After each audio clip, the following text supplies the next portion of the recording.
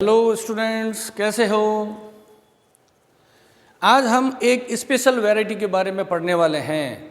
आपने हमारी previous video में पढ़ा था जेनेटिकल मॉडिफाइड ऑर्गेनिज्म के बारे में और आपने पढ़ा था बीटी कॉटन के बारे में। Today I am going to explain you one of a special genetical modified organism that is called as golden rice, सुनहरा चावल।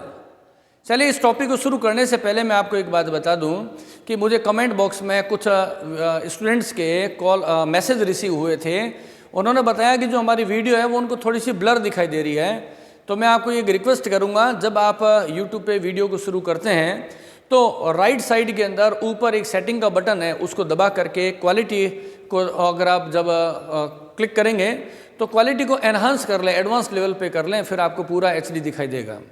चलिए, तो टॉपिक का नाम है गोल्डन राइस, सुनहरा चावल।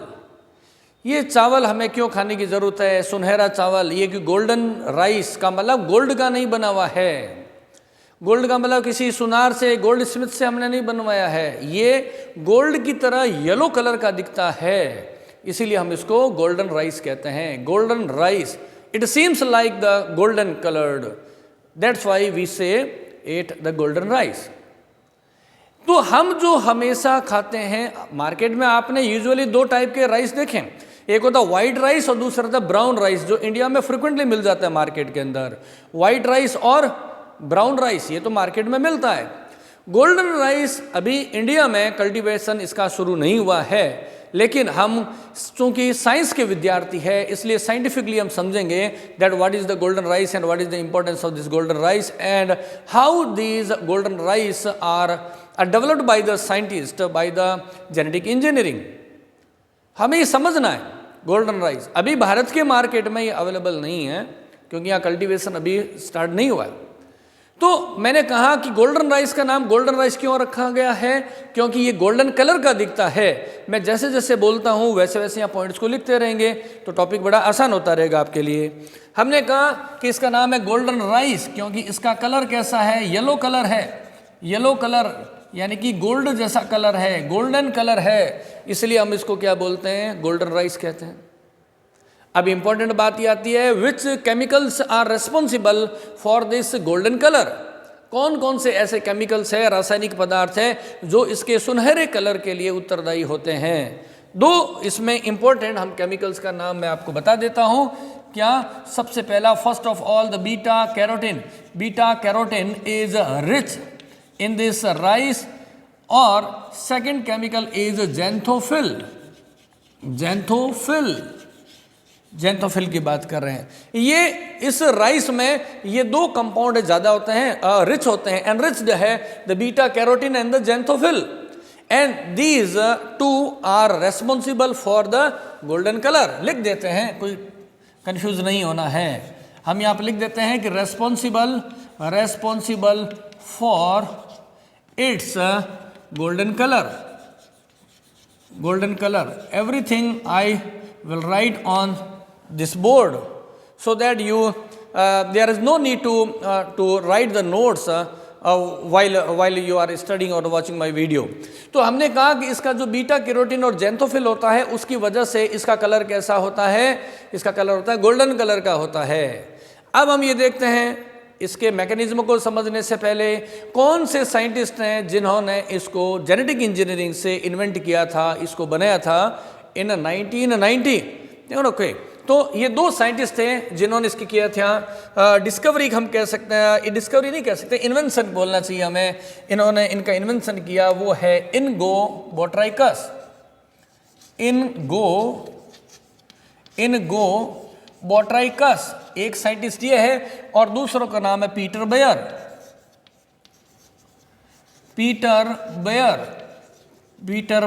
In the 1990 these two scientists invented this rice।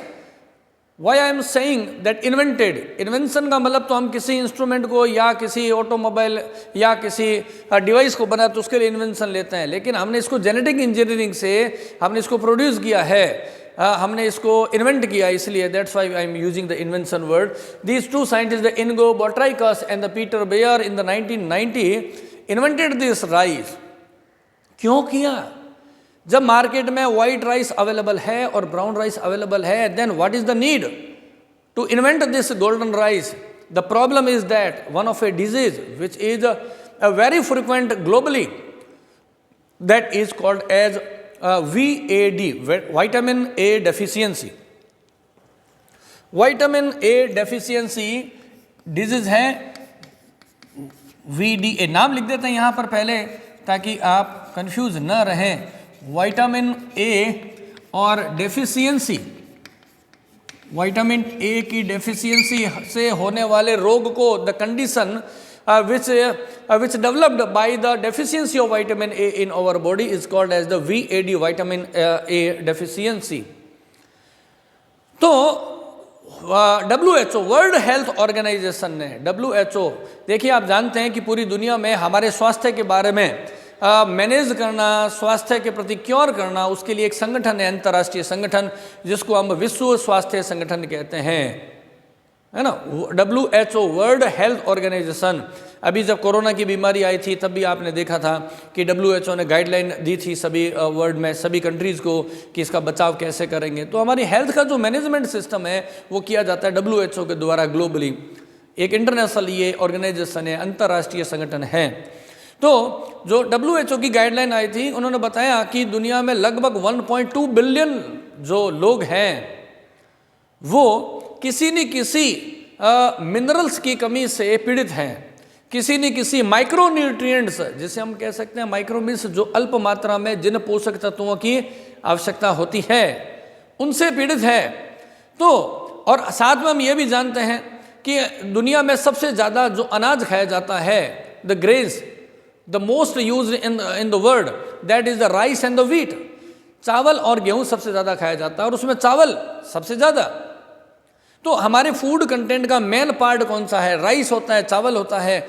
और तो उन्होंने कहा कि विटामिन ए की कमी के लिए हम एक ऐसा राइस बना दें, ए rice will be developed in the laboratory which is rich in the vitamin A. तो साइंटिस्ट जो इनगो बोट्राइकस है और पीटर बेयर के दिमाग में आया कि विटामिन ए से रिच अगर हमें बनाना है राइस, तो हम क्या करें?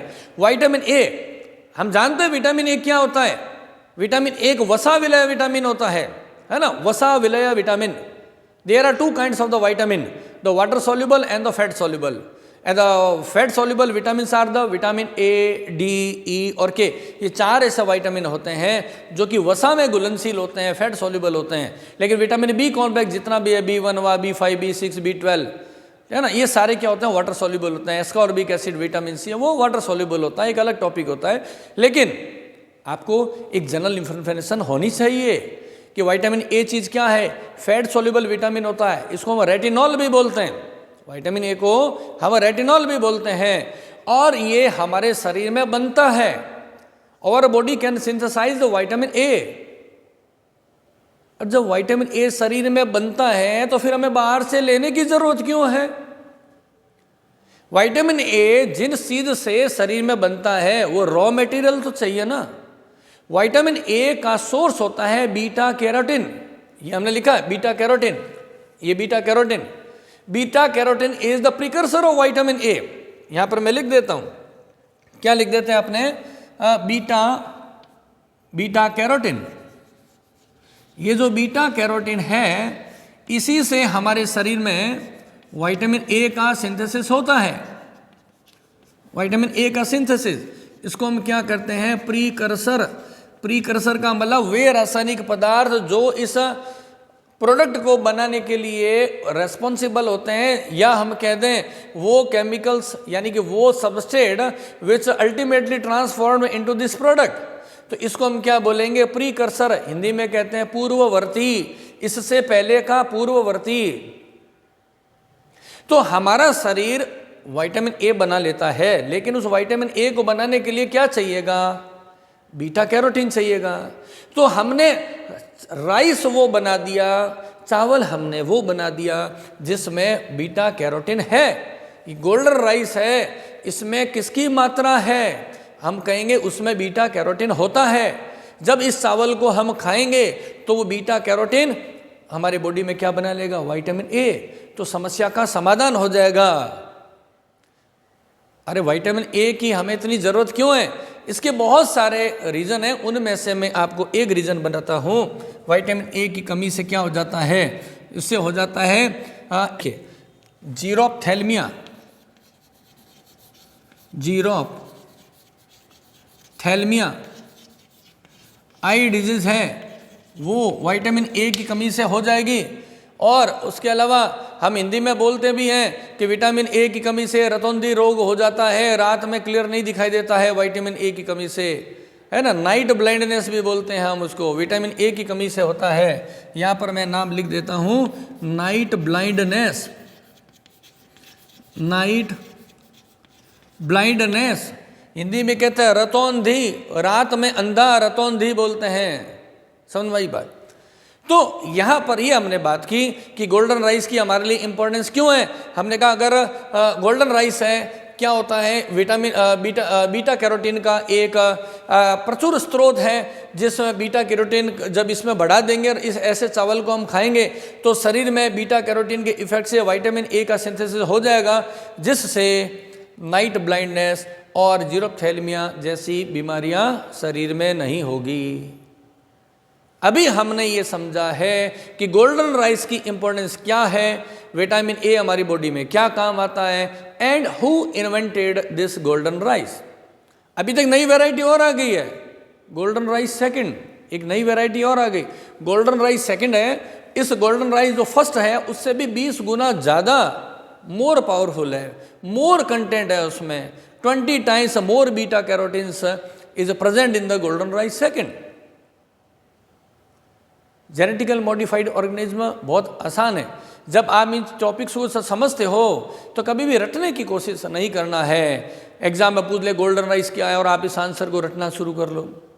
आप अभी सभी छात्रों को मैं एक बात कहना चाहूँगा कि जब कभी भी आपको पढ़ना हो, विषयों को समझें, वो सब्जेक्ट क्या कह रहा है उसको हमें समझना है, और उसके लिए हमें उस सब्जेक्ट को पढ़ने का उद्देश्य क्लियर होना चाहिए कि हम पढ़ क्यों रहे हैं।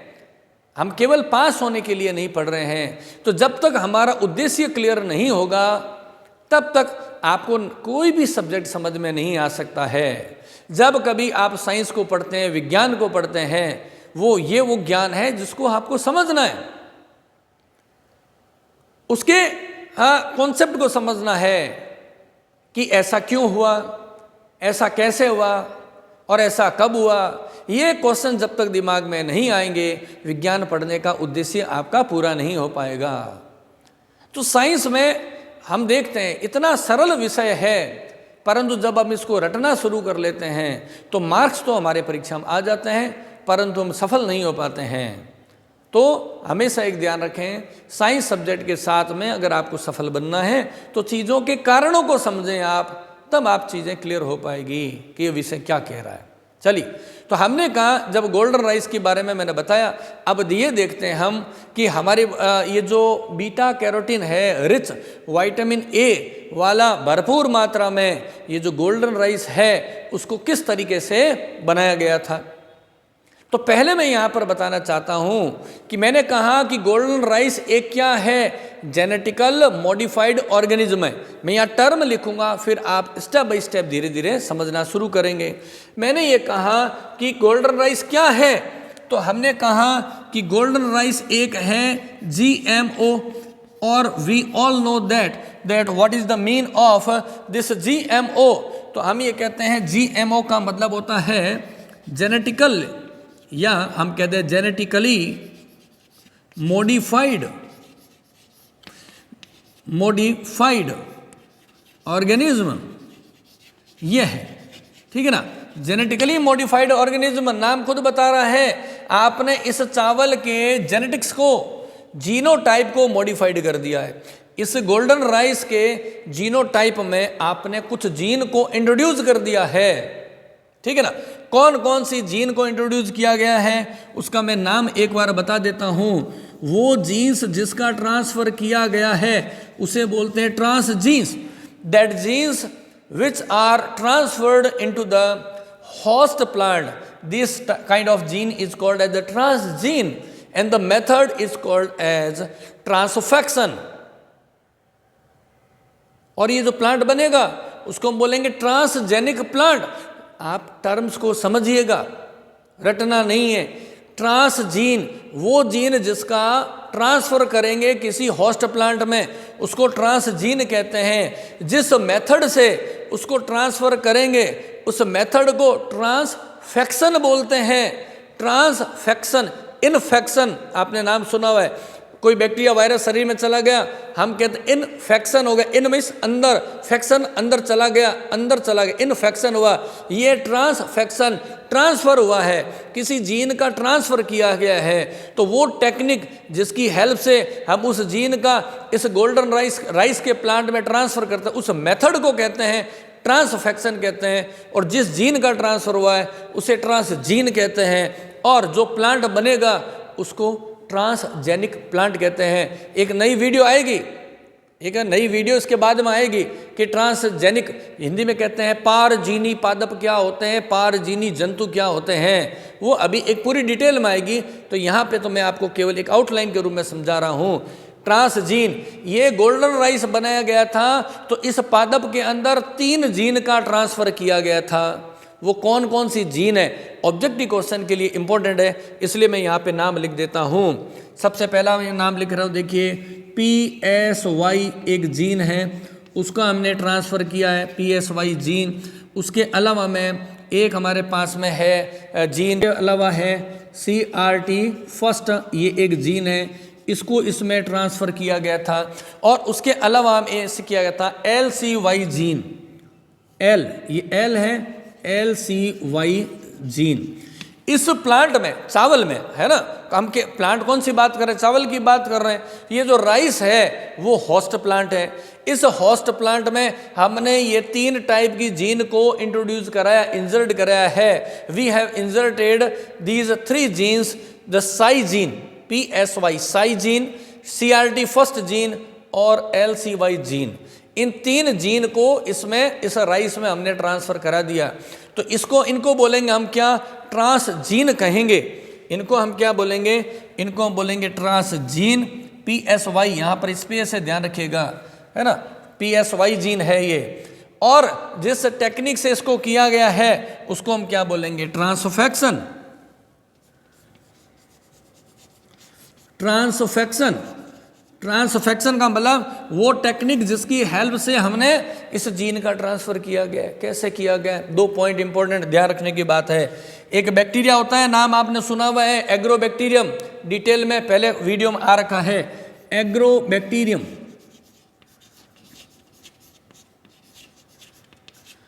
एग्रो जो बैक्टीरियम है, बैक्टीरियम नाम खुद बता रहा है बैक्टीरिया है, एग्रोबैक्टीरियम है ना, इसकी हेल्प लेंगे। और इस एग्रोबैक्टीरियम में एक प्लाज्मिड होता है जिसे कहते हैं TI प्लाज्मिड, TI प्लाज्मिड। इस TI प्लाज्मिड की हेल्प से जीन का ट्रांसफ़र करते हैं। हर चीज़ में ऑब्जेक्टिव क्वेश्चन बनेगा, ठीक है ना। एग्रोबैक्टीरियम, पूरा नाम तो होता है एग्रोबैक्टीरियम ट्यूमीफेसियंस, ये पूरा बैक्टीरिया है, इसका पूरा नाम है एग्रोबैक्टीरियम ट्यूमीफेसियंस। एग्रोबैक्टीरियम ट्यूमीफेसियंस है। इस बैक्टीरिया में एक प्लाज्मिड होता है, इसकी डिटेल भी वीडियो में आ चुकी है पहले से, है ना। उस प्लाज्मिड को कहते हैं TI प्लाज्मिड कहते हैं। TI प्लाज्मिड की हेल्प से जीन का ट्रांसफ़र किया गया था। ये प्रोसीजर हमने अपनाया था, इसलिए हम क्या बोलते हैं, इसको ट्रांसफेक्शन कहते हैं। ओके, अब यहाँ पे मैं बात करना चाहूँगा, आउटलाइन आ गई है। ऑब्जेक्टिव क्वेश्चन के हिसाब से बहुत सारे काम की चीज़ें इसमें आ चुकी है कि गोल्डन राइस क्या है, गोल्डन राइस में क्या क्या होते हैं, कौन सी जीन है, और ये जीन है इसका ट्रांसफ़र किस बैक्टीरिया से किया। अभी मैंने आपको एक बात नहीं बताई है कि PSY जीन कहाँ से हमने ली, CRT फर्स्ट जीन इसका सोर्स क्या है, और LCY जीन है इसका सोर्स क्या है। इसके सोर्स के बारे में हम समझते हैं। देखिए, एक होता है सॉयल बैक्टीरिया, मैं नाम अभी आप लिख दूंगा। एक है सॉयल बैक्टीरिया और एक होता है ऑर्गेनिज्म डेफोडी। इन दोनों से इसको लिया गया था, तो मैं यहाँ पर अभी लिख दूंगा कि कौन कौन से बैक्टीरिया को लिया गया था लिखने के लिए, ठीक है।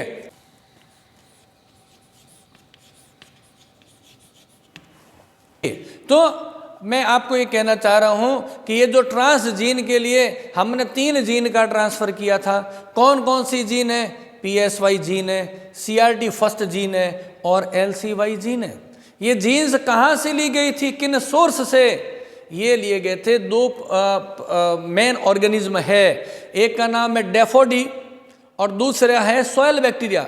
और डैफोडिया उसका साइंटिफिक नेम होता है नार्सिसस, स्यूडो नार्सिसस बोलते हैं। और सॉयल बैक्टीरिया जो हमने काम में लिया है वो कौन सा है? इर्विनिया यूरेडोवारा। इनसे हमने ये जीन ली थी। डैफोडी से हमने 2 जीन आइसोलेट की, जेनेटिक इंजीनियरिंग के माध्यम से हमने इस ऑर्गेनिज्म से हमने क्या किया है? 2 जीन्स को आइसोलेट किया है। कौन कौन सी जीन्स हैं? यहाँ पर मैं लिख देता हूँ। LCY gene was isolated from डैफोडी और PSY जीन, PSY ये जीन है was also isolated from Narcissus, pseudo Narcissus से हमने आइसोलेट किया। ये 2 जीन हैं। और इर्विनिया यूरेडोवारा जो कि सॉयल बैक्टीरिया है, उससे हमने कौन सी जीन को आइसोलेट किया था? इससे हमने आइसोलेट किया है CRT first gene. CRT first gene को आइसोलेट किया। हर पॉइंट से ऑब्जेक्टिव क्वेश्चन निकलेगा। इस जीन का सोर्स क्या है? Pseudo Narcissus. PSY जीन का सोर्स क्या है? Pseudo Narcissus. CRT first gene का सोर्स क्या है? Soil bacteria. यानी हमारे पास में इन 2 सोर्स से ये 3 जीन लिए और इन जीन को निकाल करके किस में एंट्री कराएंगे? राइस में। और किसकी हेल्प से एंट्री कराएंगे? वो हम कराएंगे एग्रोबैक्टीरियम की हेल्प से। एग्रोबैक्टीरियम के TI प्लाज्मिड की हेल्प से ट्रांसफर कराएंगे। अब देखते हैं ये जीन पहले काम क्या करती है। इसके काम को नहीं समझेंगे तो मतलब ही नहीं रहेगा। ये LCY जीन है। इस जीन का जब राइस में ट्रांसफर करेंगे तो उसके इफेक्ट से एक एंजाइम का सिंथेसिस होता है जिससे लाइकोपिन बीटा साइक्लेज कहते हैं। नाम लिख देता हूँ, ध्यान से सुनिएगा। इससे क्या होगा? एक एंजाइम का सिंथेसिस होगा और एंजाइम का नाम है लाइकोपिन बीटा साइक्लेज एंजाइम। इस एंजाइम का सिंथेसिस किया जाता है। दिस जीन है ना can synthesise the lycopene beta साइक्लेज enzyme. ये एंजाइम क्या काम आएगा वो हम आगे अभी समझेंगे। जल्दबाजी नहीं करना है टॉपिक को समझते समय। PSY gene again it was also isolated from daffodil. ये जीन क्या करती है? एक केमिकल बनाती है जिसका नाम होता है फाइटोइन सिंथेज। ये क्या करती है? एक एंजाइम बनाती है और वो एंजाइम क्या है? नाम लिख देता हूं मैं यहाँ पे, फाइटोइन सिंथेज। फाइटोइन सिंथेज ये भी क्या है? एक एंजाइम है। इस एंजाइम का सिंथेसिस होता है। अब आगे CRT फर्स्ट जीन, ये भी एक एंजाइम बनाता है। उसका नाम भी क्या है? उसका नाम है फाइटोइन डीसैचुरेज। इससे भी एक एंजाइम बनता है। नाम क्या है? अगेन आगे से तो कॉमन है, फाइटोइन डी सरफेज एंजाइम। ये भी हो गया एक एंजाइम है। एंजाइम काम क्या करेंगे उसको तो अभी हम समझेंगे। अभी मैंने केवल इतनी सी बात बताई है कि राइस को गोल्डन राइस बनाने के लिए उस राइस में हम 3 जीन का ट्रांसफर कर देते हैं। और ये जीन कौन सी है? LCY, PSY और CRT। जब राइस में इन 3 जीन को स्थानांतरित कर देंगे तो ये जीन्स कौन कौन से एंजाइम्स बनाएगी? लाइकोपिन बीटा साइक्लेज, फाइटोइन सिंथेज और फाइटोइन डी सरफेज एंजाइम बनाती है। फिर ये एंजाइम उस राइस में उपापचयी क्रिया को उत्प्रेरित करेंगे। हम जानते हैं एंजाइम का काम क्या होता है। एंजाइम का काम होता है टू कैटालाइज बायोकेमिकल रिएक्शंस, जैव रासायनिक अभिक्रियाओं को उत्प्रेरित करना। तो ये कैसे बनाएगी उसको हम देखते हैं। उसके लिए हम अभी बोर्ड की दूसरी तरफ में चलते हैं, वहाँ पर इस पूरे प्रोसीजर को लिख देंगे कि इन जीन के स्थानांतरण से उस राइस में बीटा कैरोटीन का सिंथेसिस कैसे हुआ है। चलिए अभी वहाँ देखते हैं। तो अभी हम देखते हैं कि जब इन 3 जीन का ट्रांसफ़र कर देते हैं तो गोल्डन राइस में कैसे गुणवत्ता का सुधार होता है, क्वालिटेटिव प्रोडक्शन होता है बीटा कैरोटीन का सिंथेसिस, द मेटाबॉलिक पाथवे। तो यहाँ पे आपने लिख देते हैं मेटाबॉलिक पाथवे, मेटाबॉलिक पाथवे किसका है, ऑफ सिंथेसाइजिंग, किसको, बीटा कैरोटीन। इस राइस में बीटा कैरोटीन के सिंथेसिस का, संश्लेषण करने का जैव संश्लेषात्मक पाथवे क्या है। इस राइस में एक इंपॉर्टेंट केमिकल होता है जिसका नाम होता है जेरेनिल पायरोफॉस्फेट। अभी मैं लिखता हूं यहां पे, है ना, क्या नाम है, जेरेनिल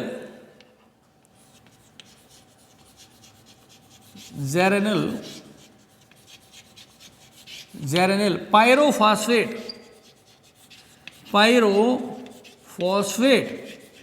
है ना। ये एक क्या है, अभिक्रियाकारक है, सबस्ट्रेट है जो ऑलरेडी राइस के अंदर होता है, ये ऑलरेडी राइस के अंदर होता है।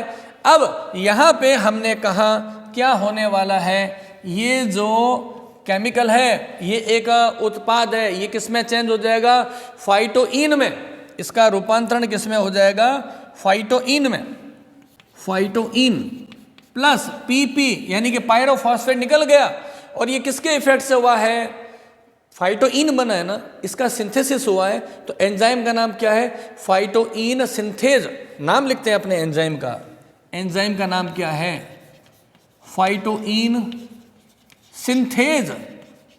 फाइटोइन synthase enzyme catalyze this activity and geranyl pyrophosphate is converted into the phytoin compound।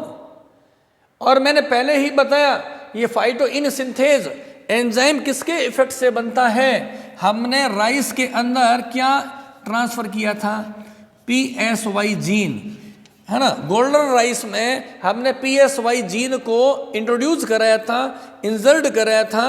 वो PSY gene can synthesize phytoin synthase enzyme, and this phytoin synthase enzyme catalyze the reaction by which geranyl pyrophosphate is converted into the phytoin, and again this phytoin is converted into the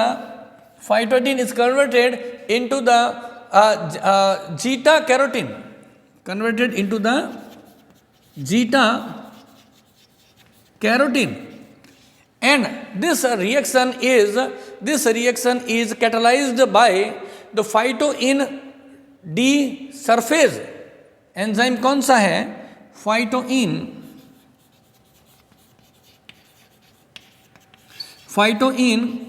desurfase enzyme catalyze this modification from phytoin to zeta carotene।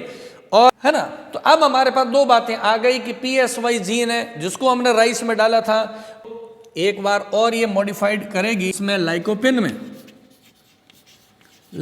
में, and this lycopene is finally transformed into the beta carotene. कौन से enzyme की help से करेगा, lycopene beta cyclase enzyme catalyze this reaction, and I have already explained about the lycopene beta cyclase enzyme is synthesized by LCY gene। ये जो beta carotene है ये हमारा क्या है, रिजल्ट है। तो यहाँ पे मैं एक बार बॉक्स बना देता हूँ ताकि आपको थोड़ा देखने में अच्छा लगे और लर्न करने में भी आपको थोड़ा सा इजी रहेगा। एग्ज़ाम में प्रेजेंटेशन की भी इम्पोर्टेंस होती है, उसको ध्यान रखेंगे। और फाइनली जब हम इस राइस को खाएंगे तो बॉडी में क्या बन जाएगा, इससे बन जाएगा विटामिन ए जिसको हम बोलते हैं रेटिनॉल। तो ये जो मेटाबॉलिक पाथवे है इससे हम समझ पाएंगे कि ये जो राइस है उसमें बीटा कैरोटीन का सिंथेसिस कैसे किया गया था। ओके, तो यहाँ इसमें हमने इस 3 जीन को ट्रांसफर कर दिया था और इस जीन के ट्रांसफर करने से इन जीन्स ने ये एंजाइम बना लिए थे, रेस्पेक्टिव एंजाइम्स है, और दीज रेस्पेक्टिव एंजाइम्स हैं वो metabolise this product and convert the geranyl pyrophosphate into the beta carotene, and when we eat this rice, golden rice, then in our body the vitamin A is synthesized by the beta carotene, because the beta carotene is the precursor of vitamin A, or this beta carotene is responsible for the golden color of this rice. That's why we say this rice as the golden rice. ये जो golden rice है इसको हमने बना तो लिया था, लेकिन पूरी दुनिया में ये एप्लीकेबल नहीं रहा। गोल्डन राइस का सबसे ज़्यादा प्रोडक्शन किया था फिलीपींस में, है ना। ध्यान रखिएगा, फिलीपींस कंट्री एक ऐसा पहला देश है जिसने गोल्डन राइस को ऑथेंटिकेशन दिया था, गवर्नमेंट के द्वारा मान्यता दी गई थी। लेकिन बाद में हम कहे 2018 में कनाडा और यूएस है, उन्होंने भी इसको अप्रूव कर दिया गया है। इंडिया में ये अभी अप्रूव्ड नहीं है। तो अभी मैंने जो गोल्डन राइस के बारे में आपको जितनी भी डिटेलिंग बताई है, इसके सॉल्ट मटेरियल इस वीडियो के जस्ट बाद में आपको इसी में मिल जाएगा अभी। तो वीडियो को आराम से देखिएगा और टॉपिक को बार बार पढ़िएगा। और इन सभी के, जैसा कि मैं हमेशा कहता हूँ, जैसे ही ये चैप्टर क्लोज होगा उसके बाद में आपको इसकी PDF फॉर्मेट में इसके नोट्स मिल जाएंगे। और वेरी वेरी इंपॉर्टेंट, इस चैप्टर के फिनिश होने पर हम एक अलग से वीडियो और बनाएंगे जिसमें NCERT के जो सॉल्यूशंस हैं उसकी PPT फॉर्मेट के अंदर नोट्स होंगे, जिसको मैं एक्सप्लेन करूंगा, and some of the in text question जो इस चैप्टर के बीच में से आएगी उसकी एक अलग से और PPT आएगी।